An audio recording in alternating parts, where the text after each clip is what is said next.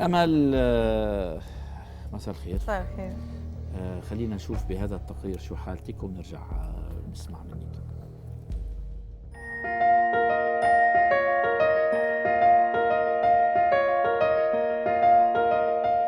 أنا وزني كان 100 كيلو، كنت بحلم بالوزن المثالي.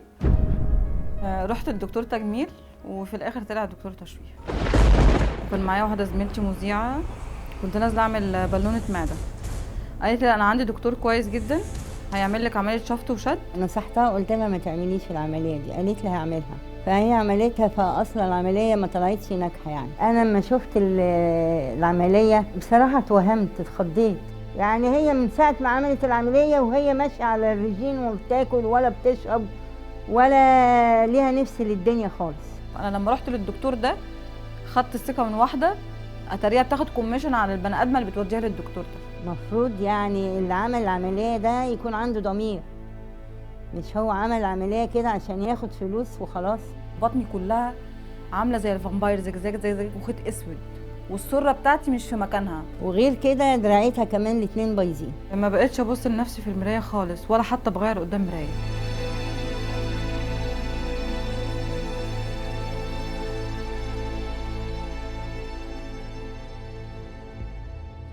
أمل، شفتك حتى ما قدرتيش تبصي للتقرير، كنتي يعني بتشيلي وشك على طول لما تشوفي الصورة. دي حقيقة، ما بقدرش ابص لنفسي، ما بستحملش،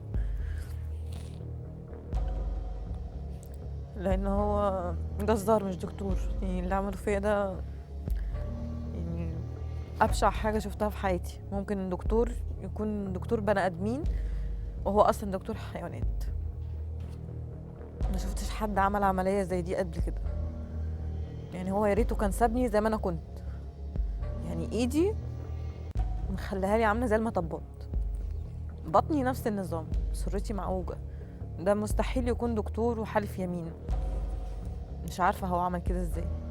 ما تقدمتيش بشكوى على لا قدمت، انا رافعه عليه قضيه ورحت عملت اشتكيته في نقابه الاطباء، ومعايا التقرير اللي هو مضيل عليه ان انا عامله عليه العمليه.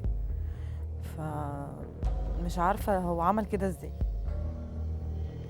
وكلمته وحاولت ان انا اتواصل معاه الحل، قال لي هو ده اللي عندي، ما عنديش حاجه تانية.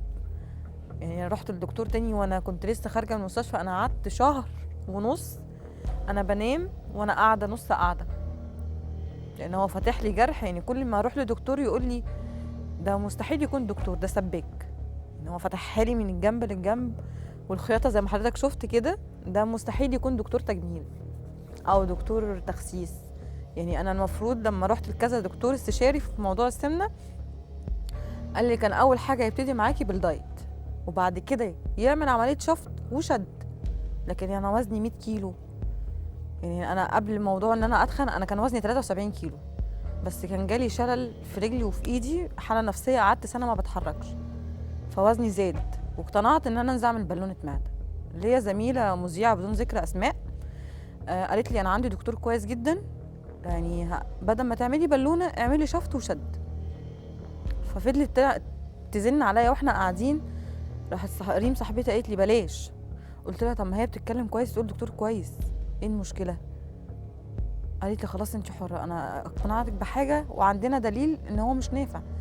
ونزلت فعلا، رحت عملت التحاليل ورحت وديتها له. قال لي مده زمن العمليه 3 ساعات. قلت له طب كويس، يعني 3 ساعات كويس، انا اصلا كده كده عندي انيميا، يعني الانيميا بتاعت 9.5. فروحنا المستشفى انا وصحباتي الساعه 10. دخلت بالظبط العمليات يعني الساعه 1:30، خرجت 9:30 بالليل.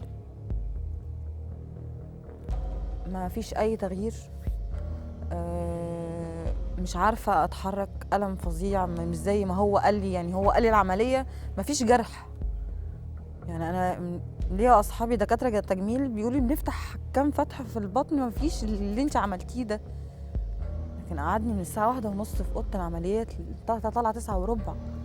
يعني انا حتى يعني اول ما خرجت من الانستجرام صحابي صوروني، هم صحفيين زيي، ونزلوا الكلام ان انا خرجت من العمليه. روحني تاني يوم مش قادره اتحرك ولا قادره امشي، يعني مش عارفه امشي ازاي. قال لي لا احنا هو مأجر اوضه العمليات ودكتور البنج، والاوضه دي هي يوم واحد. وخرجني فعلا صحابي يوم شالوني مش قادره اتحرك، يعني فاتح لي بطني من اولها لاخرها، وانا ما كنتش اعرف ولا شفت اي حاجه. المهم صحابي جم خدوني وروحت. قال لي انت هتيجي تغيري بعد 5 ايام في العياده بتاعته في ارض الجولف. قلت له خلاص اوكي. انا اصحابي كانوا ملازميني على طول لان انا اخواتي مش معايا متجوزين ومش معايا هنا، مامتي ست كبيره اولا ما تقدرش تروح. فجم خدوني. فاول مره شال لي اللزقه صاحبتي شافتها راحت مصوته. قلت لها في ايه؟ انا مش شايفه حاجه. راحت مصوره وهي بتصور قال لا ما تصوريش.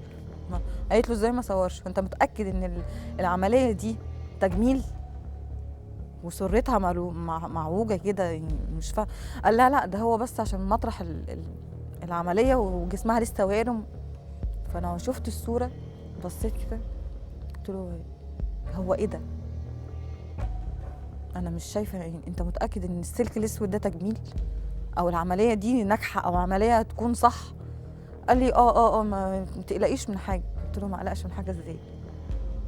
يعني انا ما شفتش عمليه بالمنظر ده البشاعه اللي انت عاملها دي.